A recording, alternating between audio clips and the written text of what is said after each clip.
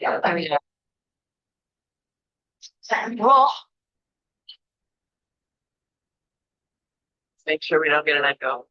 Yeah, these are all things that I'm not trained in. And something like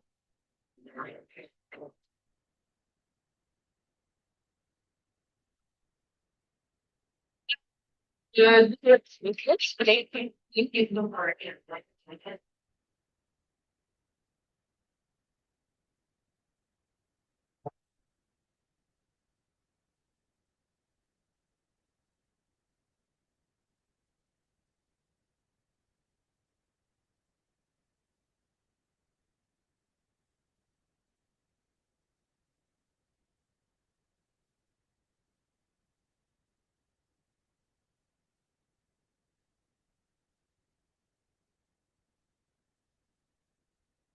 well, good morning, everyone. As you're settling in today, thank you.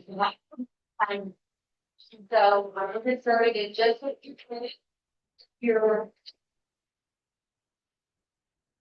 service from last week.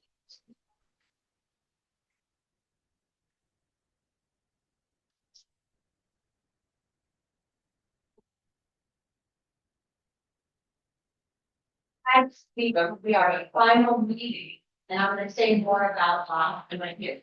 Oh, can't start my fears for. Really God. I gave everybody the just one that said, if you need my speech, I pass us. I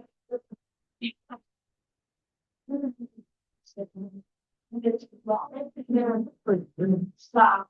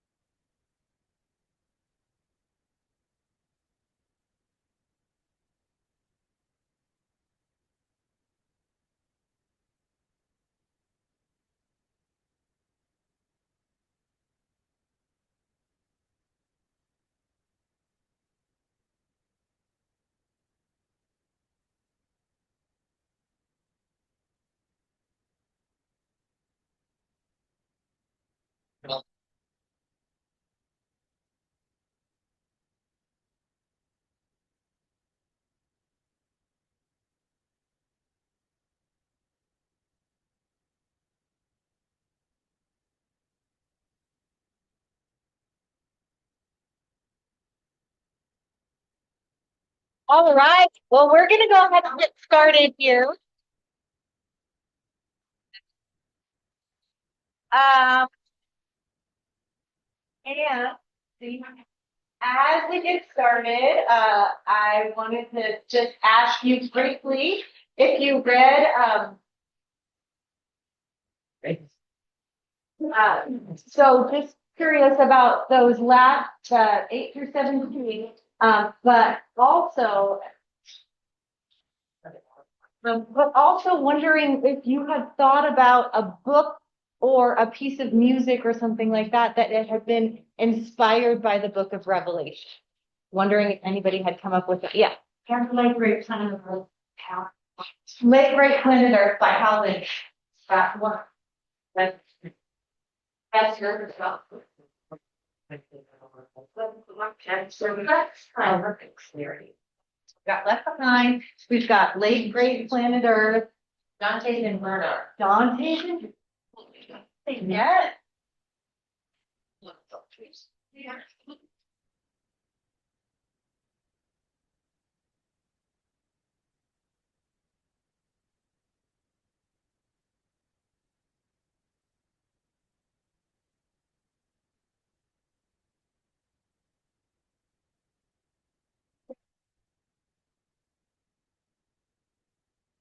Yes, okay, I was wondering if anybody's gonna say that, would you?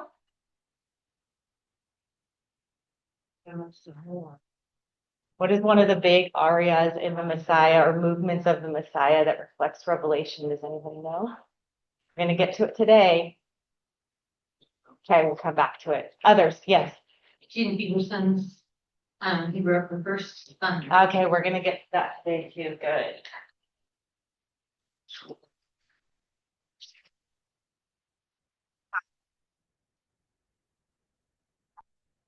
It's a good start. So, when I was putting together this class, I came up with actually a playlist on Spotify that has all of the things that have been, or many of the things that have been inspired by the Book of Revelation. So, if you are a Spotify listener, I can share my link with you, and you can kind of listen to that throughout the week. But we're going to talk a little bit about some of those things. But I want to get started with just kind of reviewing what we've been talking about the last few weeks. And again, just to give you a timeline of what we're up to in our class. So we're going to meet for 4 weeks. This is our 3rd week. We're not going to get through the book of Revelation next week. We're just not going to be able to do it. So in the past, when I've done this, I've preached through the book of Revelation, which gave me a little bit more control over the timestamps of how it is that we get through it. Now that we're doing this as a class, I'm realizing we're going to stop at 4 weeks. We're going to be about a little over halfway through, and we're going to pick it back up in the fall and finish it up. So that's what we're going to do. And it's just going to be a little bit easier so that we'll have some more time for reflection. And we'll have some more time to kind of let it settle in, and then we'll come back and finish it up in the fall. So that's the plan. Does everybody feel good about that? Okay, great. So that gives me more time, which I'm excited about. So what I'd love for you to do as we get started today is we're just going to reflect on those 7 churches for just a few minutes, and then we're going to move into the next portion of Revelation. So if you remember the 7 cities, and there's a church or a letter to each one of these cities, they received kind of this special letter from the writer of the book of Revelation, who is the Apostle John, and he's receiving this message from Jesus. We learned that in chapter 1. But each of the 7 cities kind of received this message of what they're doing good and of what they need to work on. And so Ephesus, they have the loss of the first love. Smyrna, there's this kind of fear of suffering that's going on. In Pergamon, there's maybe some doctrinal compromise. Remember, we talked about the Nicolaitans. That comes up. Thyatira, we see some moral compromise there. That's the one where we see the reference to Jezebel. And then in Sardis, there's this idea that there's maybe some spiritual death happening. In Philadelphia, there's an exhortation to hold on. And then in Laodicea, that's one of the ones that everybody knows really well. You know, if you were either hot nor cold, it would be okay, but you're lukewarm, so I'll spit you out of my mouth. One of the things that we didn't have a chance to talk about last week is that was an area where there were hot springs that ran through it. And so they were very accustomed to seeing very hot water or cold water. But when the water was lukewarm, it was actually in an area where there was more bacteria growing and it wasn't safe to drink. So it was something where if it was lukewarm, one would spit that water out of their mouth. So all of the letters have those kind of little token allusions or illustrations that relate directly to something that would be happening in the city. But what I would love for you to do is to chat in groups of 2 or 3 for just a few minutes about which letter might have the strongest message for us today here in the American church.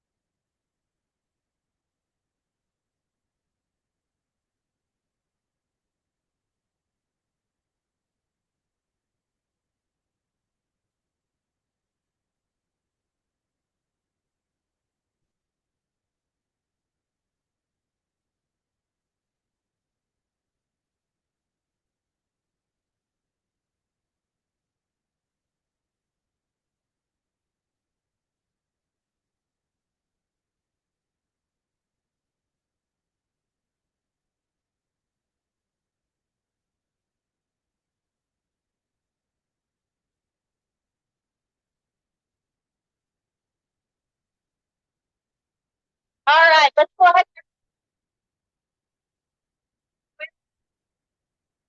We've been talking for the first thing. We're trying to not to garden. Yes. So last week, so later, yeah. Because so many people go to church. There, I was just telling her over for the few pillars. And morning, they just, that's a social thing. So they don't have, they're like the seeds that maybe start going and they maybe out on job. When it's the, lukewarm Christians are really dangerous. So how do we get a little deep? How do we not learn? How do we transcend that whole? I think studying, Yeah, socialized scriptures. it's good. Having more exposure could good challenge of legacy. Others. Definitely the moral compromise. The moral compromise. Okay, so the Thyatira, so the allusion to the Jezebel. So teaching that is sort of leading you down a path that is going to lead to moral compromise. Okay. And you want to say more about that or just? I could pick it.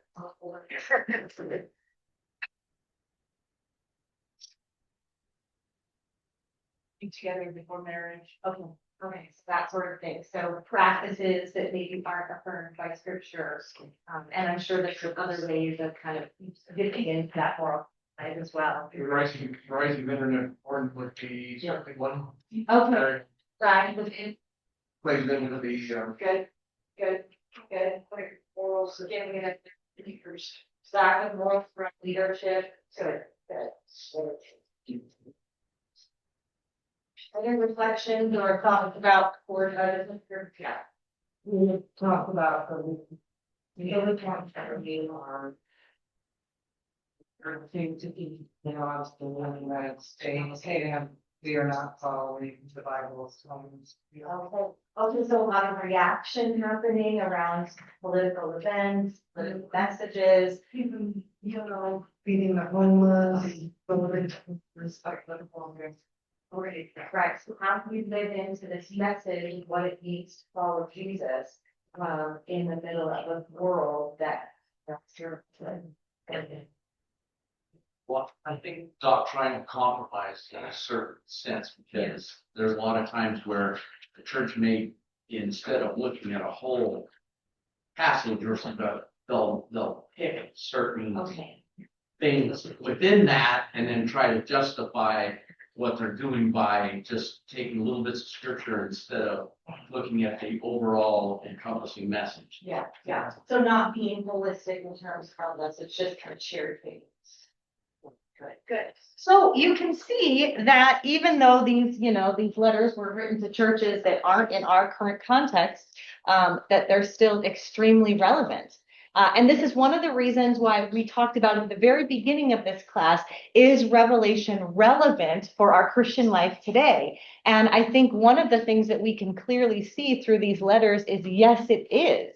These letters are speaking to that early church, and they are speaking to us about themes that we continue to encounter. So these themes we are going to continue to hold on to, but the book is going to take kind of a massive turn right at the end of those letters. And it's going to get kind of exciting. And I'm going to walk us through it. It's going to get exciting. And I kind of want you to just, again, kind of sit back and I want you to think about that sentence that we talked about in the very beginning, and I put it on your sheet today. Lean is better than luxurious. Lean is better than luxurious, because it's so easy, especially when we get into our text today, to be like, oh, this is ICE, and this is Trump, and this is South America and what's happening in Venezuela, and this is Russia and the Ukraine, and we can just get so tight. Or this is a leader in Israel, and this is what happened last year on October 7th, and then that means that this is going to happen. And we can get so dialed into trying to assign the details to different visions in Revelation that we're all of a sudden forgetting, what is this? That the letter is about the churches, right? It's about how to be the church in the context that they're in. And so we can't get so caught up in trying to assign a historical event to each one of these visions that we lose sight of what the actual vision is for the text, which is, what does it mean to be a Christian in the context that you are actually in? How do you form an allegiance to Jesus? And this goes back to that context.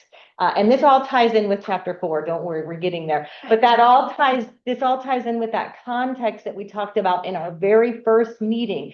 Because what were the Christians ultimately challenged to do that they refused to do? What was their biggest first century sin? They wouldn't worship Caesar. They wouldn't worship the emperor.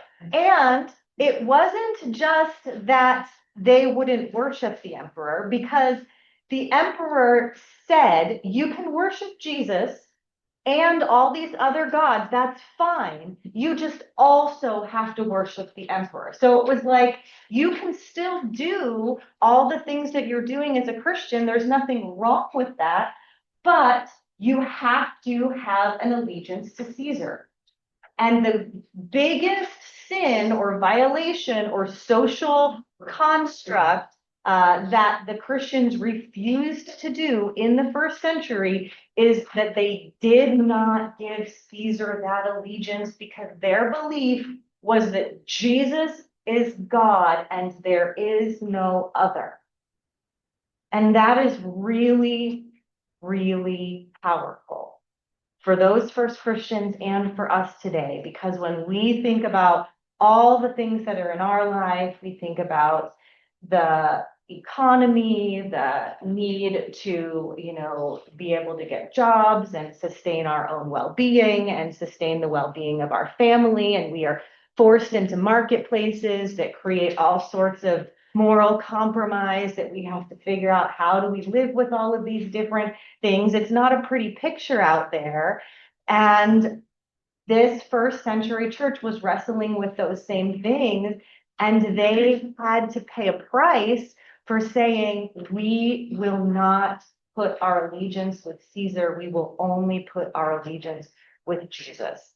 And it separated them from the rest of the people around them. It separated them a little bit from the marketplace, and it separated them and created sort of this sect that the Romans dealt with, but didn't always like. And depending on, remember, what happened within history, they would be brought to the surface and sort of penalized for that. And then sometimes they would just kind of hide in the background. But they were never really the heroes of the story in terms of what it meant to be people within the Roman Empire. They were just kind of trying to survive with that space.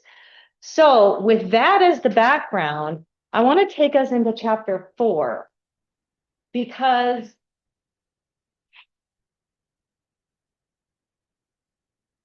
Because what is happening in those first 3 chapters is that we're getting those letters to the churches, but we're also getting in the background this kind of vision that history is a tumultuous line. And that there is something that has interrupted the intention that God had for history. And there is something that needs to be balanced sort of within the whole land of the cosmos. So we're going to go from in chapters 1 through 3, or especially in 2 and 3, we're really landing in the microcosm of history. We're landing in these very specific churches. Now we're going to back up, and there's going to be this grand macrocosm in terms of what's happening within the giant cosmos. Who gets to be the ruler over history? Who gets to decide what happens within the landscape of human history, and who has the authority to see that unfold? Those are the big questions that are going to come up here in chapters 4 and 5. So we're going to get, yeah. Just real quick, I'm not gonna sidetrack this, but the letters, it isn't like each church received a letter out of the post office and there was a stamp and they read it. The letters are the book. The letters are the book of Revelation, that they would have to go to the book of Revelation to figure out, oh, this letter is to us. Correct. Okay, so there was no separate document No. that was sent to these churches. There was no separate document, and it's a question for review, though, if I could just, let's see, this will pull right up. Because going back, we'll remember that John is on the island of Patmos here, and then the churches that he is receiving messages for are right kind of in this upper circle. So they have proximity to where he is. Right. So he would be able to share that message and it would go right into this specific area. So he's not like sharing a message that's meant for the church over in Rome or the church over in Greece. He's really sharing a message that's meant for the church in the area. But they received the message by reading. By reading the book of Book of Revelation. Revelation. Correct. Yes. Correct. Which may not get to them for a little while, right? It isn't like they got the book next week. They got the book No, later. but interestingly enough, especially with this New Testament letter, we know that it's circulating pretty well within the whole 1st century. So I don't know how that worked out in terms of documentation to all of those places, but I do know that it was circulating because we start to hear about other bishops talking about the book of Revelation, and so that we know that it's in a wider circulation. So there is actually kind of, even though it wasn't a post office, the Romans had these really, they had these great travel ways, and so people could travel and get documents from place to place. So that was happening regularly, yeah. But it was happening within the form of this book. Okay, good. We're just gonna go 4 and 5. I want you to hear it as one big vision, so let's jump in. After this I looked, and there in heaven a door stood open. And the first voice, which I had heard speaking to me, come up like a trumpet, and it said, "Come up here, and I will show you what must take place after this." And at once I was in the Spirit, and there in heaven stood a throne with one seated on it. And the one seated there looked like jasper and carnelian. And around the throne is a rainbow that looks like an emerald. And around the throne are 24 thrones. And seated on the thrones are 24 elders dressed in white robes with golden crowns on their head. Coming from the throne are flashes of lightning and rumblings and peals of thunder. And in front of the throne, 7 burning, flaming torches, which are the 7 spirits of God. And in front of the throne, there is something like a sea of the glass, like crystal. This comes up a lot in Revelation, where John says something like, there is something like. And this again helps us to remember that he's seeing this vision. He's not saying there's actually a sea of glass, although very well there could be, but he's saying there's something like. So he's seeing this vision and he's trying to capture it in what he knows in his own human language, like crystal. And around the throne and on each side of the throne are 4 living creatures full of eyes. in front and behind. And the first living creature was like a lion, the second creature like an ox, the third living creature like the face of a human face, and the fourth living creature like a flying eagle. And the four living creatures, all of them with 6 wings, are full of eyes all around and inside, day and night without ceasing they sing. And this is where we have this song.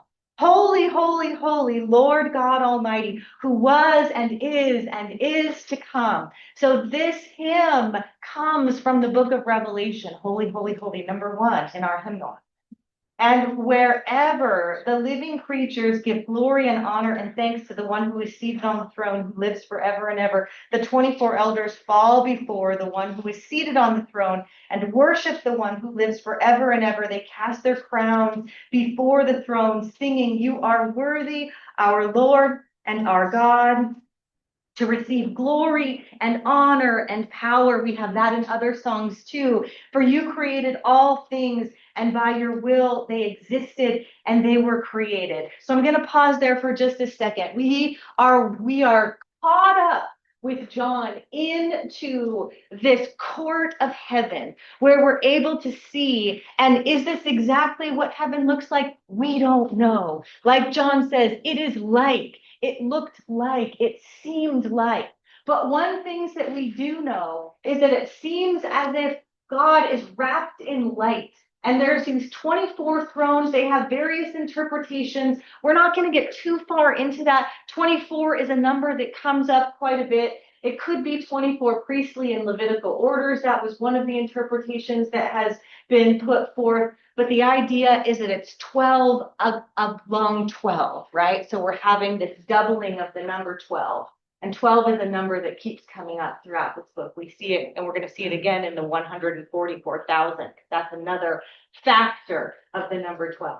We see the sea of glass, and it's another allusion maybe to Ezekiel. And these 4 living creatures, these exalted order of angelic beings, who are they? We don't know. We know that they're covered in eyes. Why are they covered in eyes? There's this sense in which they're all seeing, all knowing, all watching, able to see everything from every side, able to take and perceive everything in. And so here in this court of heaven, what are we invited into? We're invited into worship. So when we think about, this challenge that this first century church continued to think about, remember, what did they need to do? What did they continue to practice in their devotion in their first century world? They continued to practice this idea that they were not going to put their allegiance with Caesar. Who were they going to put their allegiance with? They were going to put their allegiance with Jesus. Who was Jesus?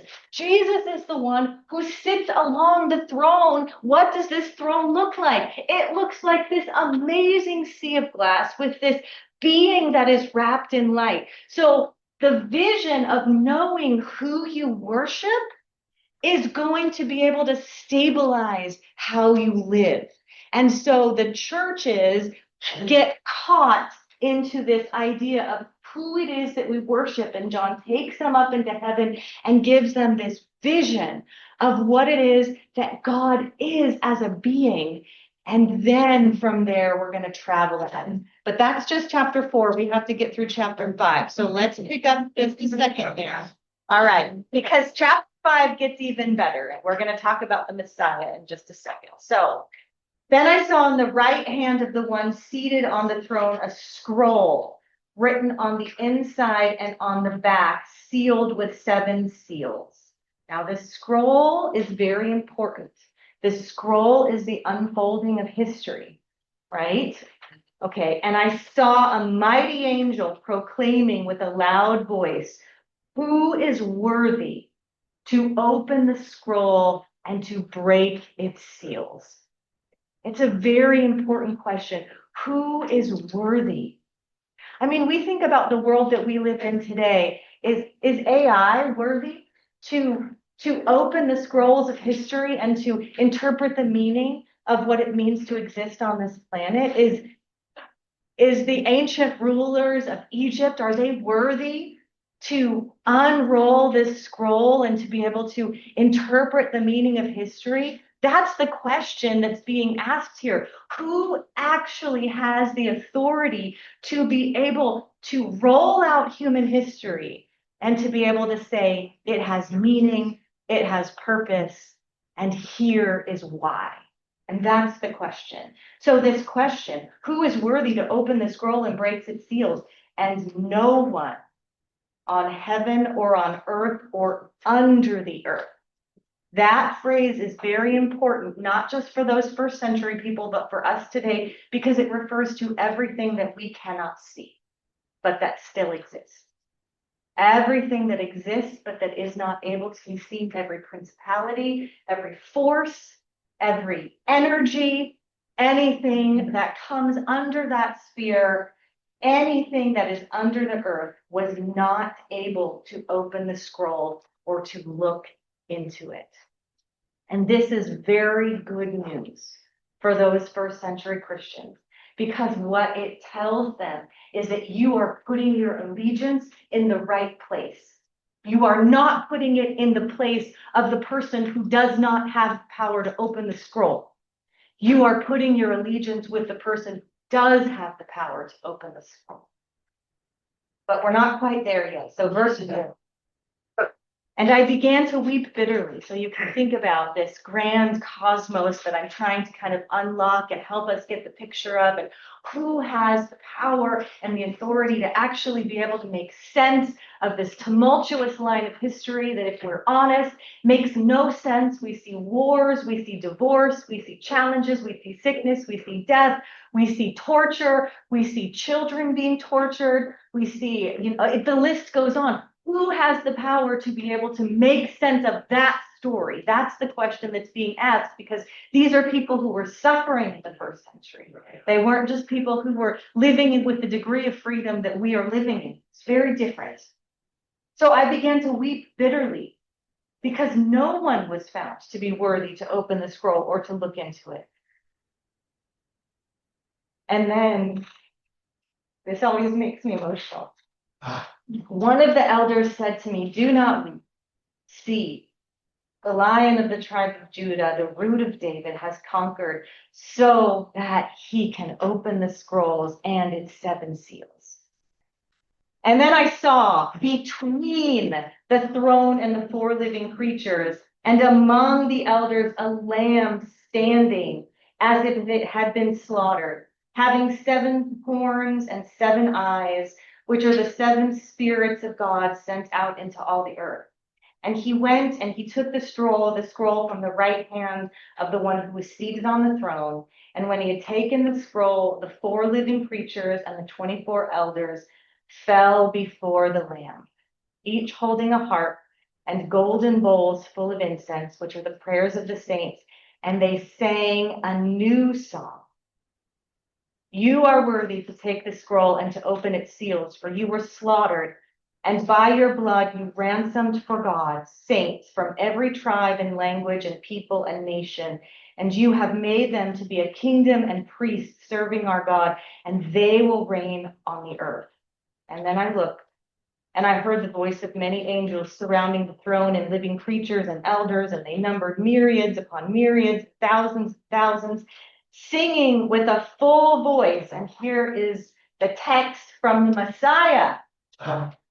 "Worthy is the Lamb that was slain to receive power and wealth and wisdom and might and glory and honor and blessing."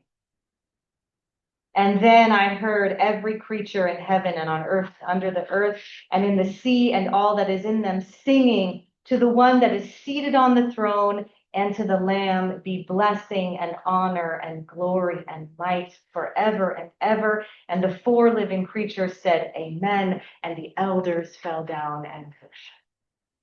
For that is the interlude between the churches and what we're going to see as the great tumultuous affair of the pouring out of history. Because none of these seals have been opened yet. The scroll hasn't been opened yet. Nothing is actually being interpreted in terms of that line of history coming to pass. But between the churches and that line of history coming to pass, the interlude is worship. The interlude is who is worthy to actually be able to do this work of interpreting what it means to be human on this planet. And the only one that is worthy is the Lamb. That's it. No one in heaven. That's important because it means no angelic being. I know we all have friends who, we want to lean into the spiritual world. Maybe we want to lean into a little of astrology and say, the moon is this way. And so I'm feeling this energy at this point. I mean, maybe we have friends that are in that world. Maybe we don't, but I know some people do. So I'm just going to put it out there. But maybe we also, that's not just the only thing. When we think about things that are living in heaven, we think about, angelic beings. We can't just lean into them. They don't have the power to open the scroll. Nobody on earth, no other Caesars, no other rulers, no other politicians, no other authority figures have the power to actually open the scroll. Nothing under the earth. So we can get ourselves kind of caught up sometimes in the feelings of evil, or we feel like evil is kind of brushing through our space, or where is this evil coming from? And evil is very real. We're going to see that in Revelation, but it doesn't have the power. Nothing under the earth has the power to actually make sense and open the scroll. The only thing that has power, the only one that has power, is this Lamb who was worthy to be slain. And that's where that Messiah, that beautiful piece from the Messiah, and I actually have it here as the first thing in my playlist. I'm not going to put it on right now, but that's where that comes from. It comes from right here in that book of Revelation. It's who has the power to open the scroll. Worthy is the Lamb. He's the one that died. So let's take a break. I want you to talk in groups of 2 or 3. Why do we have this interlude of worship before we get into the intensity of the rest of the book? 4 and 5 stands as kind of this, it's going to be sort of that tripod, that centering tripod in the middle of the book of Revelation. Why does he have that first?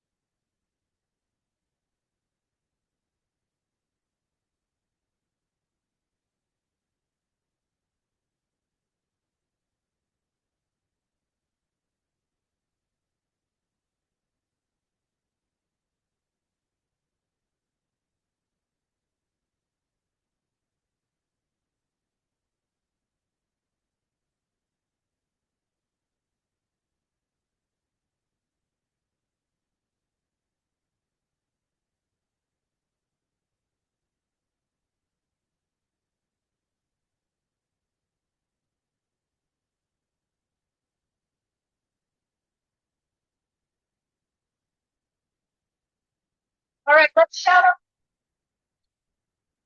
why worship creates the impact between the church and its breadth and its great worship. Isn't that what we're called to do? Now, God wants his present worship them. Yeah, I mean, sing more, that's our whole. That's the point, that's the purpose. That's our whole purpose, right? So it stands at the center because it reminds us that that it is our whole purpose. Yeah. So we can worship. Yeah. Okay, or more of worshiping is our purpose, right? We talked about it's the foundation, so you can't build things, explain things unless you have the foundation. The Lamb, Christ is the foundation, which you can build your life, you can build everything, right? It all starts. Yeah, it all starts with that foundation, and what foundation wasn't there? You know, everything falling apart, you know, and that's the reality that the first century is dealing with is what we're doing, is everything that we're doing and everything that we're saying about Jesus, is it trustworthy? Can we actually build upon it? Or is it something that can fall apart?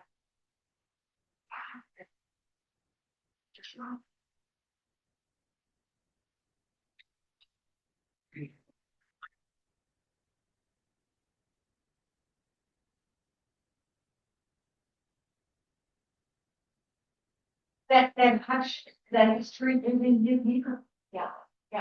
And the fact has those horns and those eyes.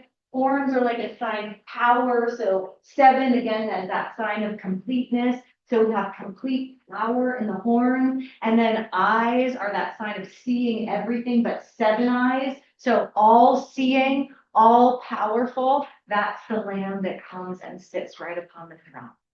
Good. All right, so we're going to have to remember chapters 4 and 5 as you make your way through the rest, because chapters 4 and 5 are really going to center you, because you're going to get in the middle of this and it is going to be a little bit chaotic and very turbulent. Now, that is true to life, right? It's very reflective of what the human experience is.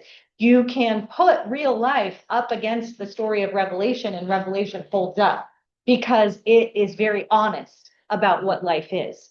So we're going to get right into it. So then what's going to happen is that these 7 seals are going to start to unfold. And it's kind of hard to keep track of, and I'll try to help us keep it straight as we walk through it. But each of these seals is going to reveal sort of a different swath of the challenges of what it means to be human. The difficulty of what human life is, the difficulty of human history, the reality of what humans are kind of up against. And what we're going to see also is that there is this kind of cosmic battle between good and evil that is taking place. And as we make our way through it, one of the things that we'll see is, and I want you to look for this in your reading because it's very important to continue to notice this theme, is that evil is always limited. So when we get into things that are evil, you'll see, and we'll actually just see this right in chapter 6, that evil is limited. Things can only happen for a certain amount of time. It happens for sometimes 3 days, then the days will increase. It will be 5 days, but evil is always limited. It's not eternal. It doesn't go on forever and ever. Something that has boundaries. And so that is very important to pay attention to. But it also continues to build. Evil builds. And as we move forward in this next chapter, we're actually going to encounter some very, very dark and evil things. So we'll go ahead and get started. Chapter 6. Then I saw the Lamb open one of the 7 seals, and I heard one of the 4 living creatures call out, as with a voice of thunder. I'll just interlude really quickly to say this voice of thunder always comes from God to down below. And what Marcia brought up in terms of Eugene Peterson's book, Reverse Thunder, is he talks about when the saints speak to God in prayer, it is this reverse thunder going back up to God. So it's not thunder coming down from below, but it's thunder rising up from the church. And we'll see a little bit of that too. But that's where that illusion comes from. And that's why that comes from the book of Revelation. So as with the voice of thunder come, and I looked, and there was a white horse. So when you hear about the horsemen of the Revelation, this is what we're getting to right here. They come up right here. So we're going to see those horsemen. All right. And its rider was a white horse. And I looked and there was a white horse, and its rider had a bow, and a crown was given to him. And he came out conquering and to conquer. So we don't know if this white horse is a good thing or a bad thing. It kind of looks like it's more in the idea of sort of military conquest and sort of moving forward in terms of conquest. So we're not really interpreting it to be that good of a thing right now. It's one of the things that happens within history. And when he opened the second seal, I heard a second living creature call out, "Come." And out came another horse, bright red, and its rider was permitted to take peace from the earth. Keep in mind, permitted. There is something above the rider that is governing whether or not the rider can take peace from the earth. Okay, was permitted to take peace from the earth so that the people would slaughter one another, and he was given a great sword. So here we have this horseman of destruction, of war. And so in this unfolding of history, we're starting to see these are the things that happen. There's military conquest. There's war. I have some of that written up there in our slides for us to notice. When he opened the third seal, I heard the third creature call out, "Come." And I looked, and there was a black horse, and its rider held a pair of scales in his hand. And I heard what seems to be a voice in the middle of the four living creatures saying, "A quart of wheat for a day's pay and 3 quarts of barley for a day's pay, but do not damage the olive oil and the wine." So in this third seal, what we see is that inflation is taking over. This third for the quart of wheat for a day's pay was like an exorbitant price for the cost of wheat. 3 quarts of barley for a day's pay was also an exorbitant price of barley. And so there's this extortion that's happening in terms of people even trying to figure out how they're going to survive, how they're going to live. Do not damage the olive oil or the wine. And when he opened the fourth seal, I heard the voice of a fourth living creature call out, "Come." And I looked, and there was a pale green horse, and its rider's name was Death, and Hades followed with him. And they were given authority over how much? A fourth of the earth. Now, does that actually mean a fourth? I don't know, but it means that it's limited. It is limited in terms of what these horses, what these riders were given authority over. They do not come and stand in the place of the Lamb. They come and they ride and do their thing within history, but they do not have full allegiance. They do not have full authority. And they were given authority over a fourth of the earth to kill with the sword, famine, and pestilence, and by the wild animals of the earth.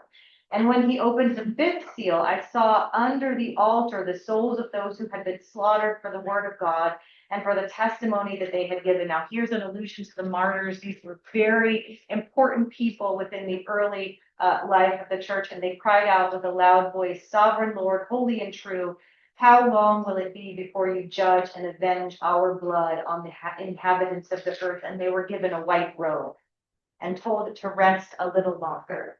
I'm going to go down to verse 12. And when he opened the sixth seal, I looked, and there came a great earthquake, and the sun became as black as sackcloth, and the moon became like blood. That verse comes up a few times. People hear it in different like horror movies. That's one of those verses that shows up. But remember the context. Feel equipped about handling verses like that. Nothing under the earth has authority over the Lamb. This is a rider that has been given limited jurisdiction. It's just a very visionary way of looking at it, right? The full moon became like blood, and the stars of the sky fell to the earth.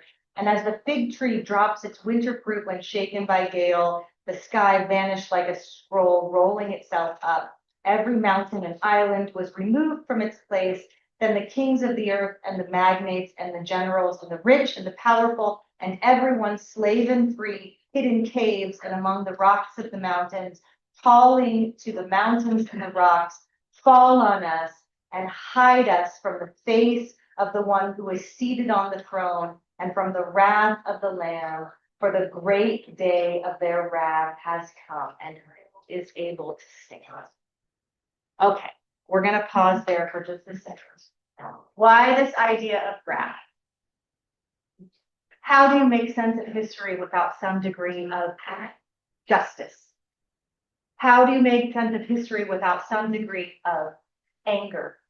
If somebody comes into your house and your family and pillages your family and takes your well-being and destroys your partner and leaves you with nothing, and then the person who comes into history and says, it's okay, don't worry about it, it's no big deal, they didn't. Is that justice to you? No. Justice is making something right. Justice is being able to say this was wrong and this violated this person and this needs to be made right.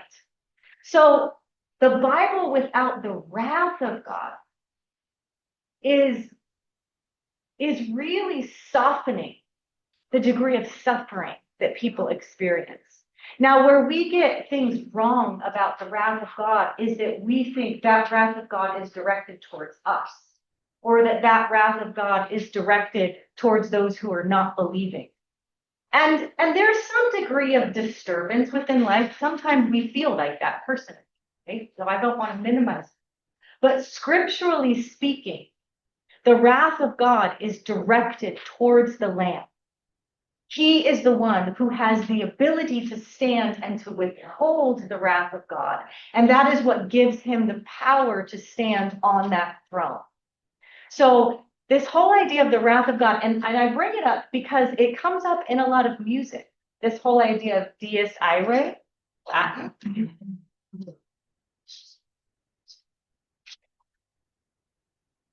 So there's a lot of music that has this phrase in it, and it refers to the wrath of God. And a lot of that comes from Revelation. We even see it, I think, in the Messiah. It comes up. I'm not 100% sure, but I think that it does. And I know that there's other movements that include that particular phrase. But it comes up not often. I mean, we don't really see it within the Gospels. We don't see that word within the Gospels. We see it within Romans. And then we see it from the book of Revelation. Those are the real places where we see it. And we as Christians have to kind of know what to do with that. How do we make sense of this idea of the wrath of God? And the wrath of God is coming out in the book of Revelation because the whole scroll of history is being unfolded, and there is a lot within it that isn't right. Are we supposed to be thinking of the crucifixion right now? Or is that too much of, is the wrath of God that is being described in this chapter, is it supposed to be leading toward God's wrath of Christ on the cross and the crucifixion? Or is that too much of a jump and we're not supposed to be thinking right? It's too much of a jump. The cross, Christ, and the crucifixion is the reason why the Lamb has the ability to stand on the throne. That is the reason.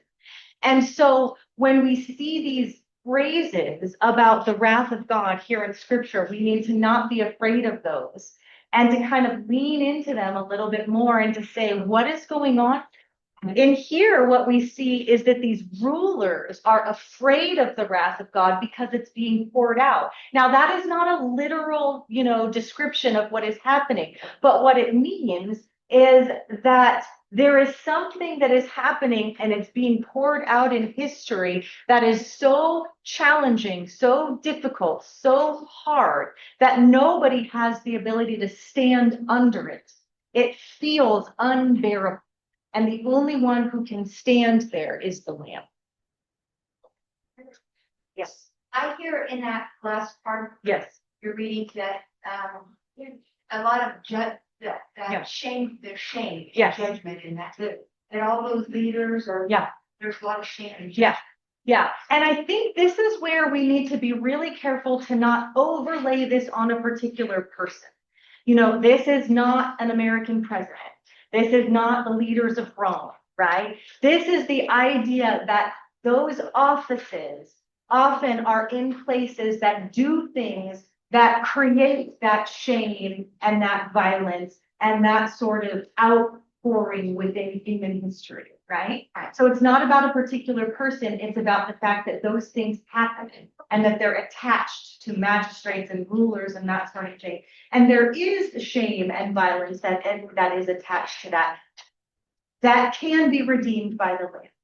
So that's why from Mary said that God's wrath was directed to the Lamb.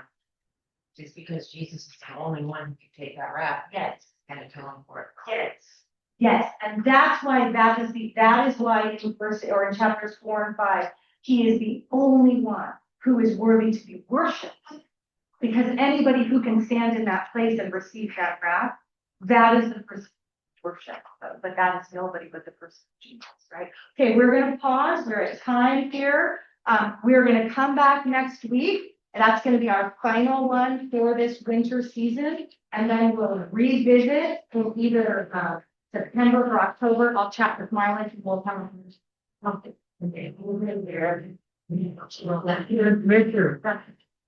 Yeah. Yeah. Yeah.